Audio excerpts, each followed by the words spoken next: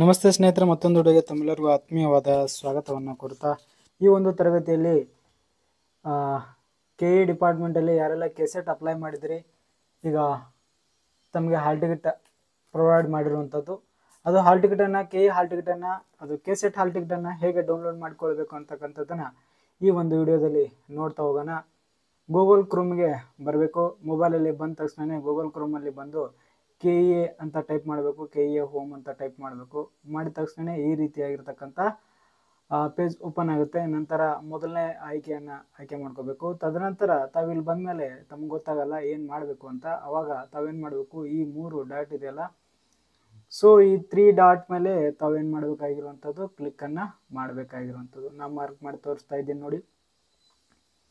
So ಇದ್ರ ಮೇಲೆ ನೀವೇನು ಮಾಡಬೇಕಾಗುತ್ತೆ, ಕ್ಲಿಕ್ಕನ್ನು ಮಾಡಬೇಕು.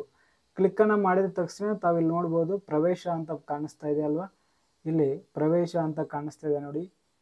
ಸೊ ಇಲ್ಲಿ ಪ್ರವೇಶ ಅಂತ ಕಾಣ್ತಾ ಇದೆ ನೋಡಿ. ಅದ್ರ ಮೇಲೆ ತಾವೇನು ಮಾಡಬೇಕಾಗುತ್ತೆ, ಕ್ಲಿಕ್ಕನ್ನು ಮಾಡ್ಕೋಬೇಕಾಗುತ್ತೆ. ಅಲ್ಲಿ ಕ್ಲಿಕ್ಕನ್ನು ಮಾಡ್ಕೋದ ತಕ್ಷಣ ಈ ರೀತಿಯಾಗಿರ್ತಕ್ಕಂಥ ಆಪ್ಷನ್ಸ್ ಓಪನ್ ಆಗಿರುವಂಥದ್ದು. ಸೊ ತಾವಿಲ್ಲಿ ಗಮನಿಸ್ಬೋದು, ಇಲ್ಲಿ ನೋಡ್ರಿ, ಕರ್ನಾಟಕ ರಾಜ್ಯ ಅರ್ಹತಾ ಪರೀಕ್ಷೆ ಕೆಸೆಟ್ 2025 ಅಂತ ಕಾಣಿಸ್ತಾ ಇದೆಯಲ್ಲ, ಇದ್ರ ಮೇಲೆ ತಾವೇನು ಮಾಡಬೇಕಾಗಿತ್ತು, ಕ್ಲಿಕ್ಕನ್ನು ಮಾಡಬೇಕಾಗಿರುವಂಥದ್ದು.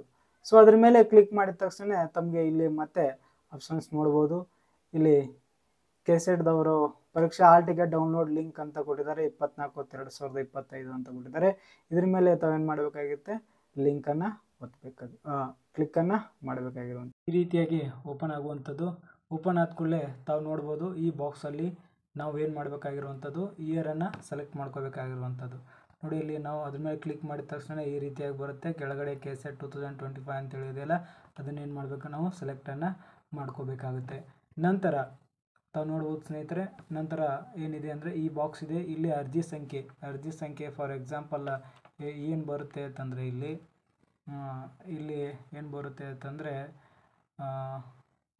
KS ಯಾರು ಇಂಗ್ಲೀಷ್ ತೊಗೊಂಡಿದ್ರೆ ಅದನ್ನು ಬರುತ್ತೆ. ಆಮೇಲೆ ಒಂದು ನಂಬರ್ ಬರ್ತಾವೆ, 40 ಈ ಥರ ನಂಬರ್ ಬರುತ್ತೆ, ಅಲ್ಲಿ ಹಾಕಬೇಕು. ನಂತರ ತಾವು ಗಮನಿಸ್ಬೋದು, ಈ ಕಡೆ ನೋಡಿ, ಇಲ್ಲಿ enter the first 4 letter of the candidate as enter in the application ಅಂತ ಕೊಟ್ಟಿದ್ದಾರೆ. ಅಂದ್ರೆ ಸೇಮ್ 4 ಅಕ್ಷರಗಳನ್ನು ಮಾತ್ರ ನೀವು ಇಲ್ಲಿ ಬರಿಬೇಕಾಗಿರುವಂಥದ್ದು. ತಮ್ಮ ಒಂದು 4 ಅಕ್ಷರಗಳು ಇದ್ದಾವೆ ನೋಡಿ, ತಮ್ಮ ಹೆಸರಿನ ಕೇವಲ 4 ಅಕ್ಷರಗಳು, XYXXXX 4 ಮಾಡಿದರೆ ಮುಗಿದೋಯ್ತು. ನಂತರ ಇಲ್ಲಿ ಏನು ಮಾಡಬೇಕಾಗಿರುವಂಥದ್ದು, ನಿಮ್ಮ ಕ್ಯಾಪ್ಚಾ ಕೋಡನ್ನು ಹಾಕಿ ನೀವು ಏನು ಮಾಡಬೇಕು, ಇಲ್ಲಿ ಸಬ್ಮಿಟ್ ಅಂತ ಒತ್ತಬೇಕು.